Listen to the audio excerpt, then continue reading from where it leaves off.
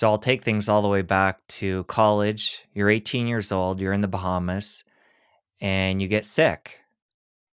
Talk about what happened there and how that changed everything. Oh yeah, completely changed my life. Yes, for the better, I would say, but not for the first 12 years. So I was studying to be marine biology at a field station in the Bahamas, and it was rustic. The island didn't have cars and modern amenities, so it was a bit like camping. Lovely, very long days. And one day, about half of us students got very, very sick, high fevers. But you're a kid, so for me, I thought it was just like a flu. I grew up as a healthy kid. Sometimes you get a flu and then you're fine a few days later. So I wasn't worried about it. In fact, it was a nice little respite because we had been so active and we hadn't had any days off in so long. But my fever was higher than the others. And with some of these tropical infections, the healthier you are, actually the worse you can get. So I may have been in that camp. But my fever went to 106 and stayed there for 6 days. They ended up care flighting myself and another, but a lot of the damage to my nervous system was already done, especially to the hypothalamus and the pituitary. And so I assumed it would be like mono and I would recover maybe slowly, but I would recover. And quite the opposite happened. It got worse and worse and worse. And so I spent the better part of 12 years very disabled, many of those years fully in bed. And it unfortunately, because the hypothalamus was involved in the nervous system, it deregulated everything that you don't think about. So your circulation, how your immune system functions, your body temperature. And I don't mean in a mild way. The body temperature could go from 96.7 to 103.5, back down, up and down, up and down. And so it really wears the body out and you lack energy on a very foundational level, not like being tired from working. It's a very different kind of lack of energy to where you can't pick things up. And so ended up very, very disabled. Lots of organ damage, severe kidney disease, liver, thyroid, 2 forms of autoimmune thyroid, a few different autoimmune diseases, and severe neuropathy, which was perhaps the worst because it's so incredibly painful and unrelenting.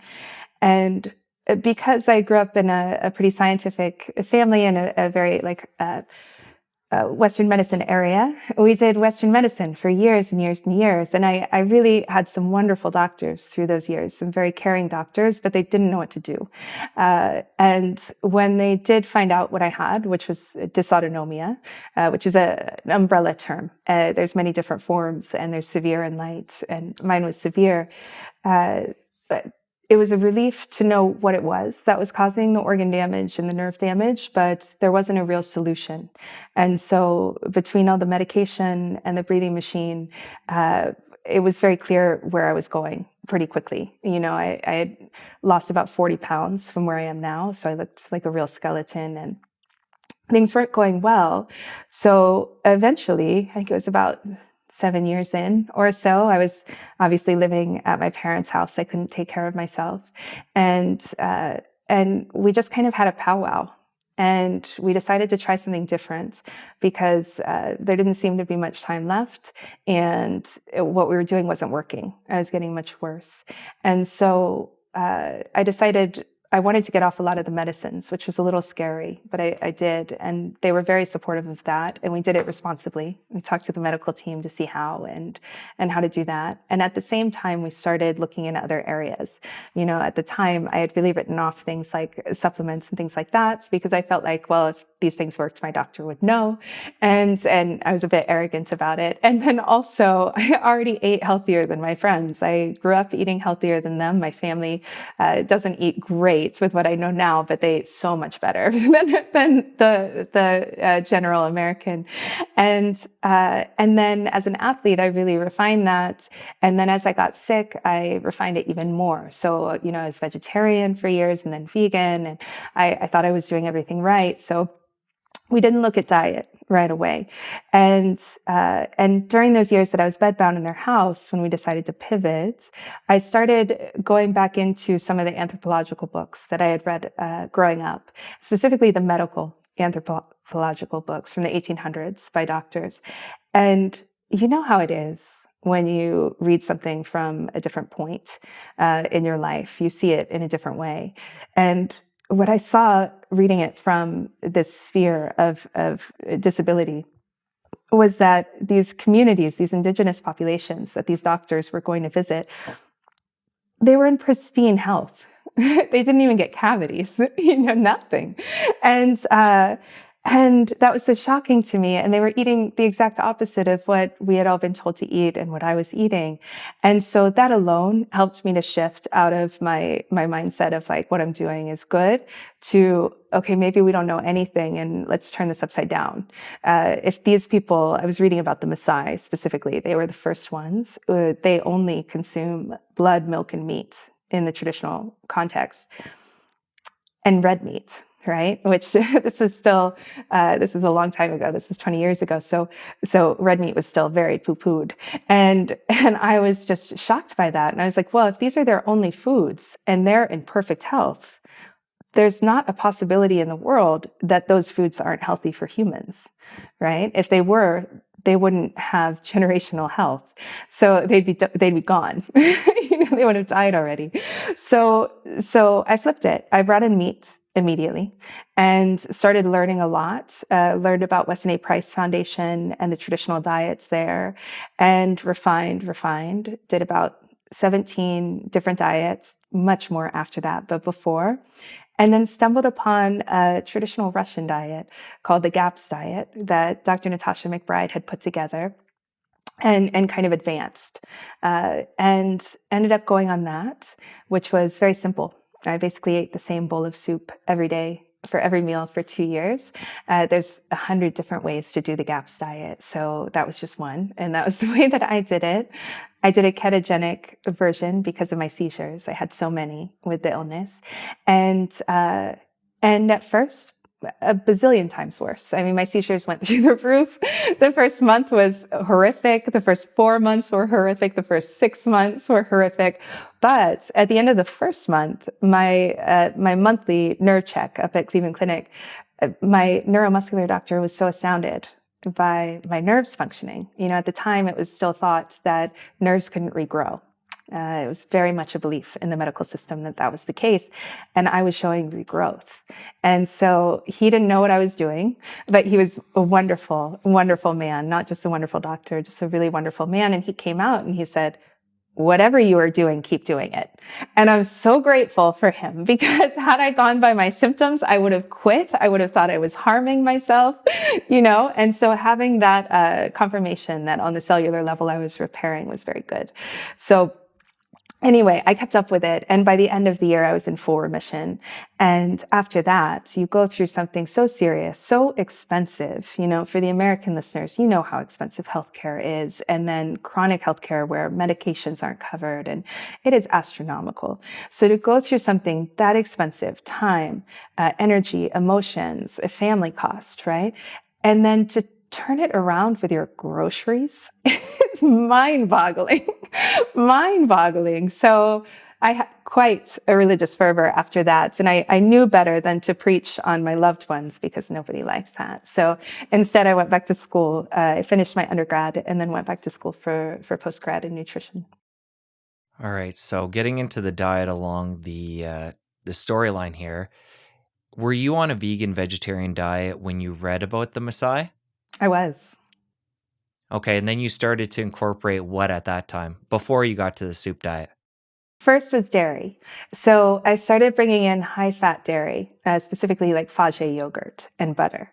I brought that in while I was sourcing a good source of red meat. Luckily, I had a wonderful farm in the city. So really good grass-fed meat. And those were my first two that I brought in. And it sounds like you didn't really get better until you went on the soup diet. How much did symptoms improve with that first switch? A good amount, really. Like when I went low carb, a lot of my pain went away. Not my neuropathic pain, but the other pain, the muscular pain, and those things. And cutting out the fruit, going low carb had other benefits as well. I stopped getting sick all the time and things like that. So it wasn't enough to where I could work, or function in society, but it was very perceptible. And I could do more than just be in bed. I could actually like move about the house and things like that, which is actually a massive change, because then I could start building my strength and building my lifestyle things and things like that. And then when you went to the soup, you took a step back. You mentioned your seizures got worse. Yes. So you took a step back for two steps forward in the long run. Yeah, most things I tried to think of it as a broken bone or something like that. Because I was an athlete growing up and I'm a bit reckless, I'm sure you can tell I don't have a lot of fear.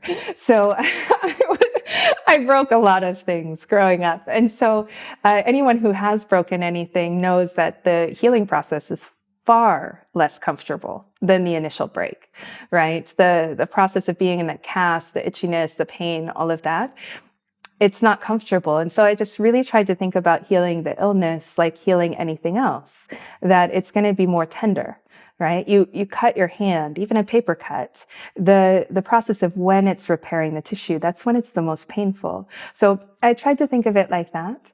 And I also tried to get a bit of distance from the drudgery of day to day and look at it from a strategic point of view.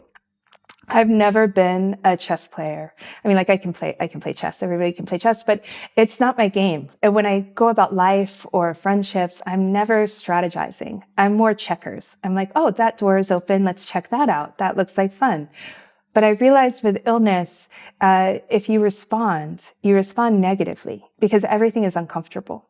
And so if you go in with, okay, I'll try this and then see how you feel is not likely going to be good. And it's going to be very hard to read because anyone with chronic illness, the symptoms fluctuate through the days and each day and each week. And so I kind of stepped back and decided to be very strategic about it and really focus on, okay, there's all these red herrings, there's all these distractions, the different organs and all of that. What is at the core? The core is the nervous system and the immune system. What do those systems need? That's going to be my focus. Now, how long do they take to repair themselves? Every part of our body repairs itself in a continuous cycle, and each thing has a different clock. So, like the liver, 6 months, hormonal system, 3. Each area has a different time that it gets repaired. So with the nervous system being 6 months, I gave it 6 months and I promised myself I would not judge how I was feeling. Thank goodness for that, because had I gone based on how I felt, I never would have made it. At 6 months, I turned. And so it was really fortunate. And just for a little bit, right? Because as with anything, training for a sport or trying to get into a program, there's highs and lows constantly. We can look back on it as like a clear road, but it never is when you're in it. It's very counterintuitive. One day is good, one day is 10 times worse. And it's back and forth and back and forth. And so giving it that full 6 months was really imperative for me, and the way that my psychology works. I'm sure not everyone has to do that, but for me, it was very effective. And also, the whole thing is illness, anything difficult is very humbling, and it always humbles you on a level that you didn't think you could even go to. And each time it's surprising, right? But starting to see the illness as a teacher, as what could I learn today from this? What character growth could I get from this symptom in this moment right now? Doing that for so many years when I was bedbound was very, very helpful for the healing phase because, at 6 months, I started to improve. I was still sick, like very, but then at 8 months, my kidney tanked and it got worse than it had been in years. And it did that for a month and then recovered. And then I went into remission 3 months later. And so there's all these times where it's almost like, I don't know about you, I had to think about it mythologically, like the testing of the hero. You're climbing up the mountain to slay the dragon. And each turn of the switchback, there could be a new monster that you have to face. And it's a bit of a test of, do you really want this? Is this something that you really want, kind of thing? And so looking at it from an archetypal stance was very helpful. But yeah, it was very up and down, but very good. Okay, so you're 2 years just on soup. Mhm. What exactly is in the recipe? Oh, yeah, I can tell you.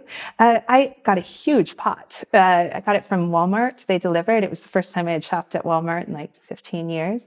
But it was the place to go because they have things for canning. So they had this big pot. Now you could use Amazon. And I would put 3 whole chickens in there, water, salt, about 3 carrots, and maybe 2 to 3 onions. And then I would bring it to a simmer very slowly. If you really let something boil, it changes the flavor. The cooks will know that out there. So I'd let it simmer. And then once it got to a simmer, I would turn down the heat and cook it for 2 hours from that point. So it's not a bone broth. It's a slow cook meat broth is what it is. And it's not in a crock pot or anything that speeds it up. In the last 10 minutes, I would add some parsley or some celery just for flavor and then pull that out at the end.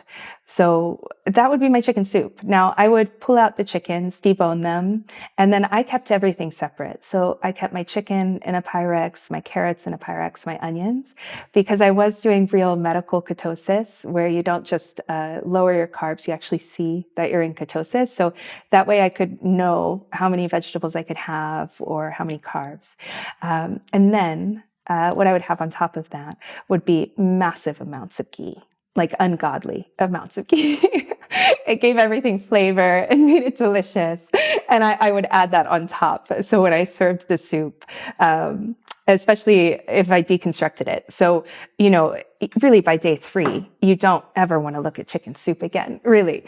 Even though it tastes very good, it's just you get tired of it. And so I started doing other things. So I would deconstruct it. I'd have a plate of the boiled meat and vegetables from the soup and then broth on the side. And I would just drown the meat and vegetables in salt and ghee. And that was very effective. So, but yeah, a very simple recipe, really, and delicious. So throughout the 2 years, you're measuring ketones, making sure you're in ketosis at least part of the time. Yes. Do you ever leave ketosis or is it just a 24/7 thing? Yeah, not then. No, not then. Now, yes. I luckily don't have to be on any specific diet now.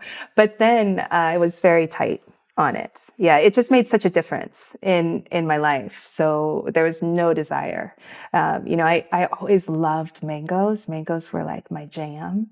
And when it came off carbohydrates, I really lowered my carbohydrates. And then I went back and had a mango. The pain that shot through my body and stayed there for days made it very demotivating to eat mangoes. So I really had learned through the years certain things that maybe didn't get me into remission, but were extremely helpful. And that was one. So yeah, I did stay in ketosis through that whole time.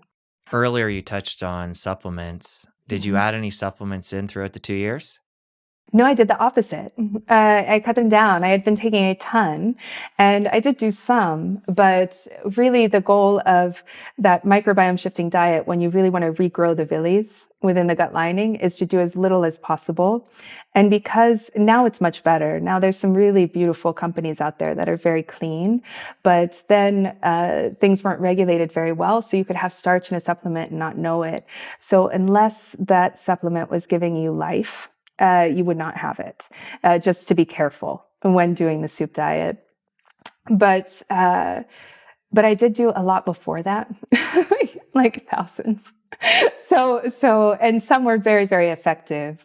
But I was at a stage there where I could cut back. So no, I really didn't. I think for a while I did St. John's wort as an antiviral. It's a very good antiviral. But I wasn't getting sick, so I stopped that. I had done an 8-chain glyconutrient supplement for a long time that really had reversed the ANA and done wonderful things. But I did pause it while I was on the diet. So yeah, I can't think of anything else that I took while I was on it. If you enjoyed that clip, press here for the full episode. I'll see you over there. What the Blue Zone is selling fits with the narrative of what we've heard really since the food pyramid and promotes that further. We tend to be like, okay, I'm going to have this organ and nothing else. That's not the ancestral way. The ancestral way would be